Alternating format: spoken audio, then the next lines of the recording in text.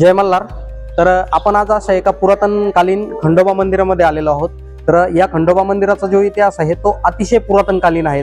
म्हणजेच ज्यावेळेस जे साईबाबा होते ते साईबाबा शिर्डीमध्ये येण्याच्या आधी सर्वात आधी याच खंडोबा मंदिरामध्ये आले होते।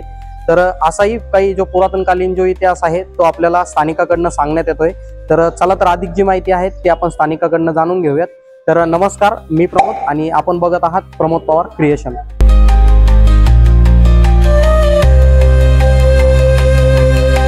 शिर्डीमधील एक सर्वात जागृत देवस्थान म्हणजे इथे खंडोबाचं मंदिर आहे। तर या मंदिराचा खूप पुरातनकालीन इतिहास आहे। त्यासाठी आपल्या सोबत येथील स्थानिक काका आहेत, ते आपल्याला त्याबद्दल माहिती देतात। बोला काका।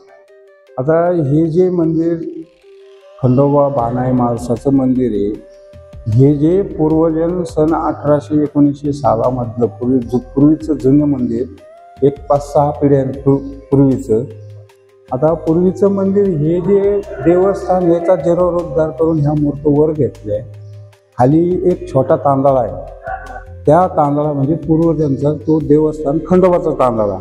तिथं पण मूर्त पहिल्या प्लास्टर ऑफ पॅरिसच्या मूर्त होत्या, त्याचा जीर्णोद्धार करून त्या विसर्जन करून नवीन मूर्त इथं बसवल्या आणि छोटा तांदळा तो खालीचे।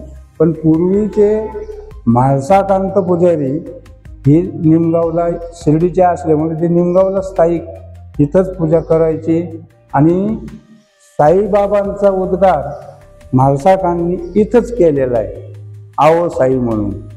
ज्यावेळेस साईबाबा पहिल्यांदा आले वरातीमध्ये, त्या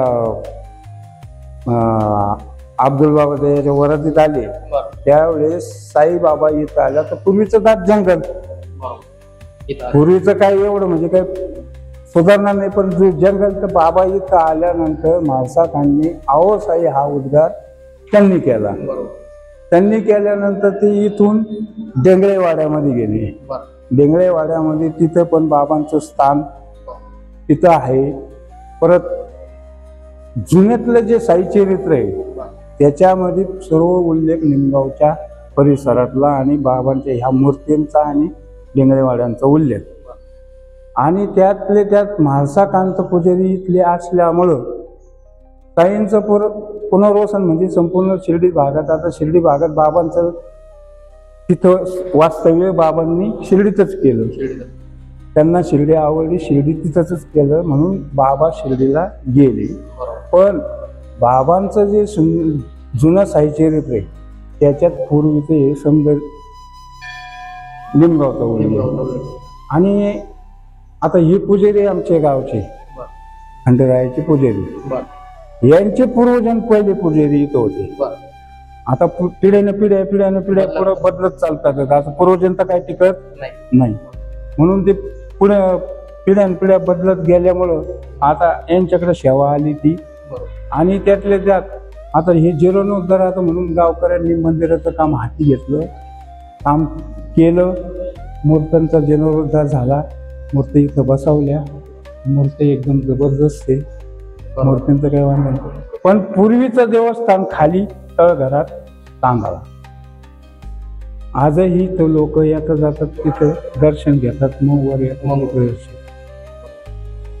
म्हणजे आपण बघू शकताय की सर्वात आधी तिथे साईबाबा येण्याच्या आधीचं मंदिर, येण्याच्या आधीचं मंदिर हे पूर्वजांचं किती सालातलं 1800 1900 1700 हे सांगू शकत नाही। पण म्हाळसाकांत पुजारी इथले होते आणि साईबाबा पूर्वीला इथं स्टार्टिंग सुरुवात इथूनच बाबांची झाली। आओ साई हा उद्गार बाबांचा म्हाळसाकांनी इथंच केलेला आहे। म्हणजे अशी ही व्याख्या ह्या मंदिराची आहे। धन्यवाद। हे बार्तन बाबा इतर पुजारी म्हणून राहत होते, त्यावेळेस साईबाबा खंडोबा मंदिरात पूजे करता येत होते, बसायला येत होते। त्यावेळेस बार्तन पुजारी यांनी साईबाबाला आओ साई हे नाव जे दिलं आहे तर हे ह्याच मंदिराचं दिलेलं आहे। कारण हे ब्रिटिश काळाच्या अगोदरचं मंदिर आहे, साईबाबाचं मंदिर होण्याच्या अगोदरचं मंदिर आहे।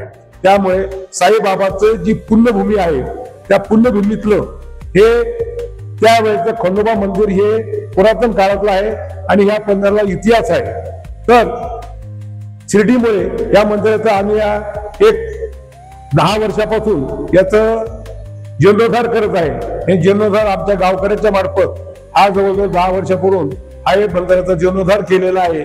आणि हे मोठ्या प्रमाणात देवस्थान महाराष्ट्रामध्ये सर्वात मोठी ही खंडोबा महाराजांची मूर्ती आहे की ही. तर सर्व साई भक्तांनी व महाराष्ट्रातील बरेचशी खंडोबाचे जे भक्त आहेत ते या मंदिरात येऊन साईबाबांच्या मंदिरात येऊन खंडोबाची पूजा करून आणि येथे येतात.